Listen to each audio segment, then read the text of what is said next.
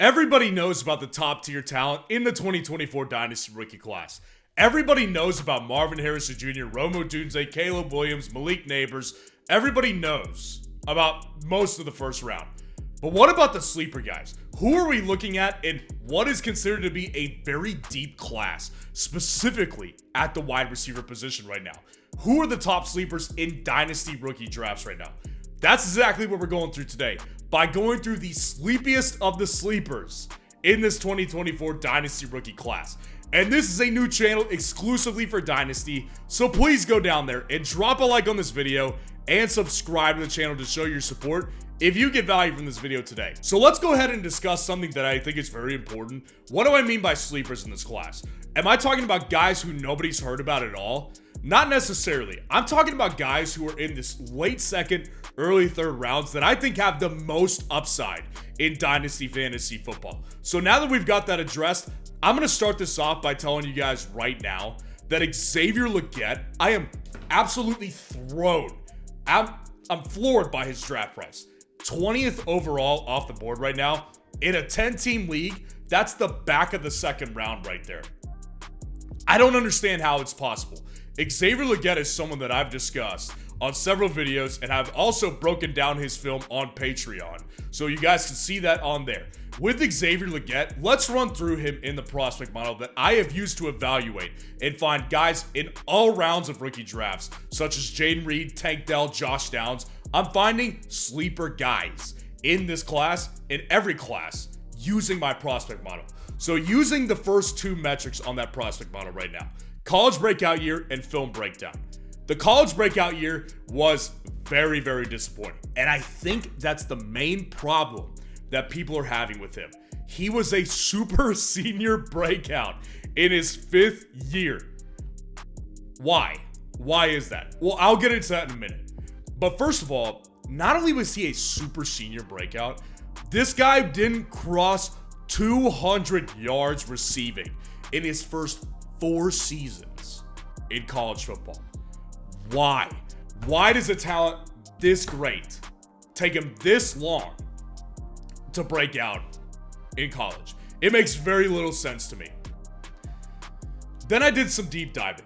Now, with Xavier Legette, he had a very unfortunate situation.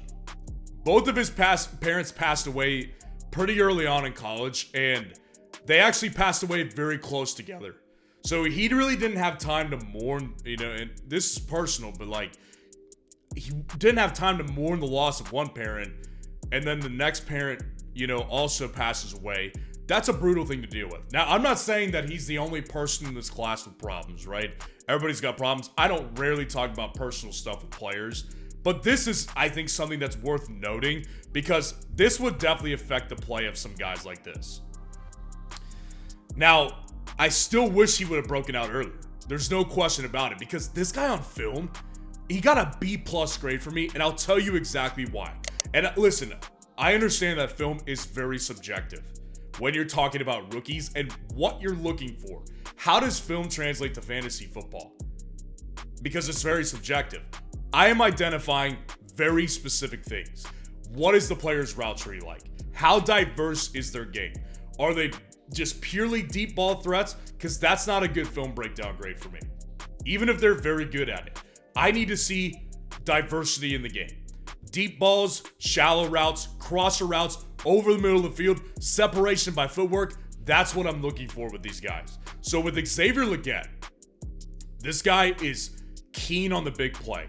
He's got wicked speed at that size, and he's about DK Metcalf size. This guy is a freak of nature out there, and he's so capable of running over the middle of the field, getting deep, getting up on 50-50 balls.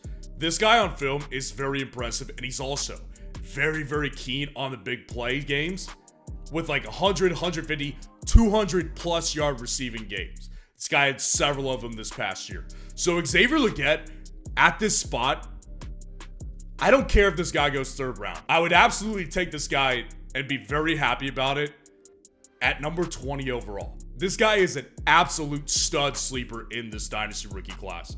The next guy on the list right here is somebody that I discussed in my running back rankings video a couple months back, And I said, I don't know what this guy's going to be like at the NFL level.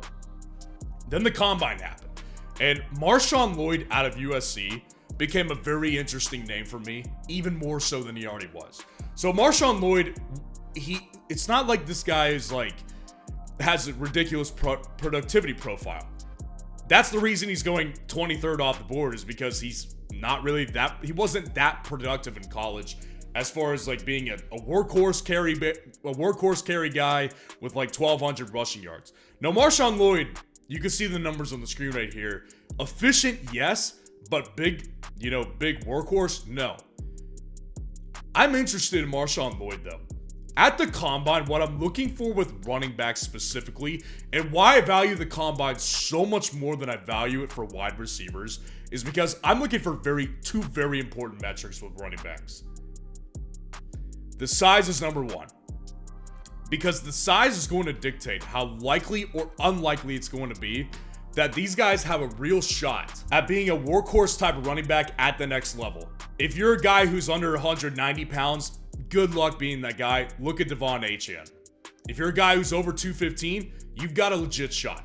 Marshon Lloyd, 5'9" and 220 pounds. Small, stocky guy. Very stocky guy.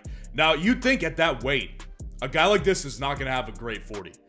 4.46 40-yard dash. This guy is fast, man. And what I like about him a lot is that he was so efficient in USC's offense, and he does have a little bit of a receiving profile.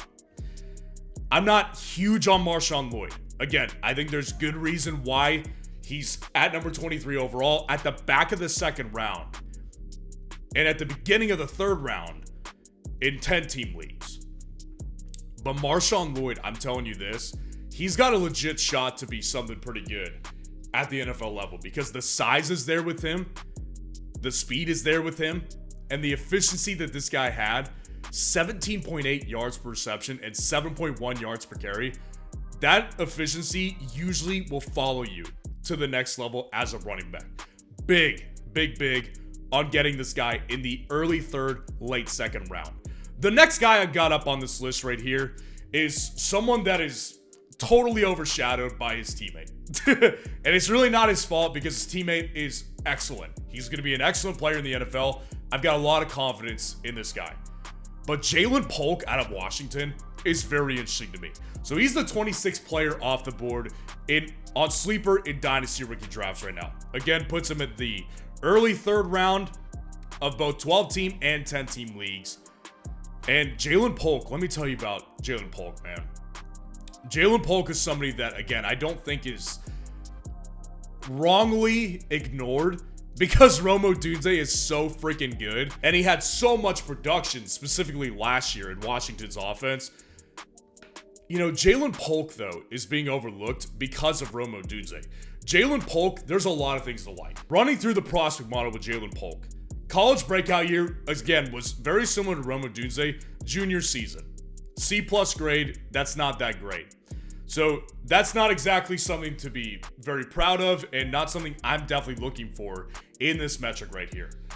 But he redeems himself with a pretty strong film breakdown of a B-. B- on film, and here's why.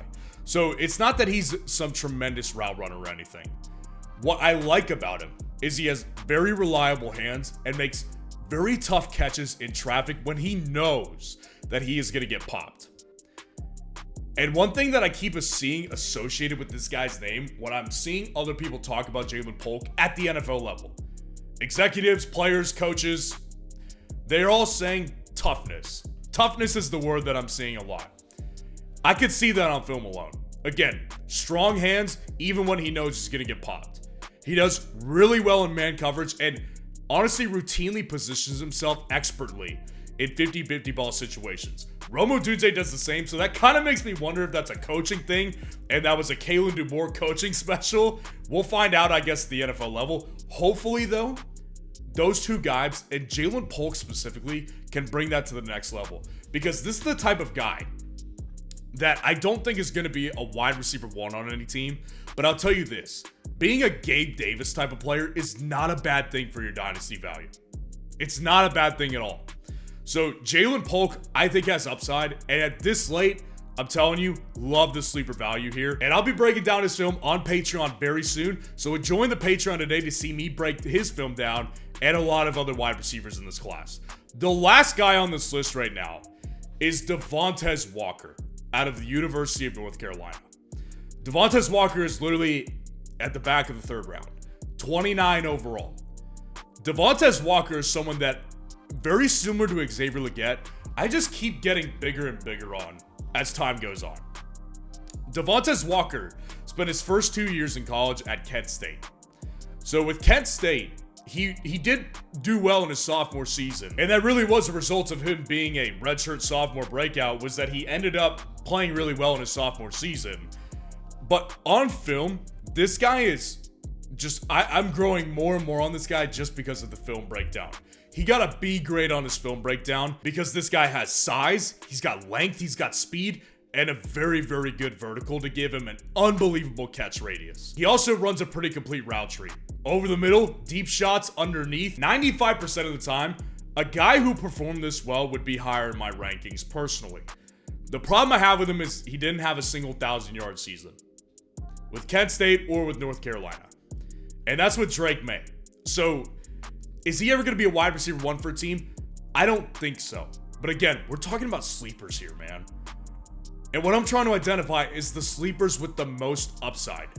With this type of guy, if he goes to the right coaching situation, and the coach sees the big playability over the middle of the field and down the field as well.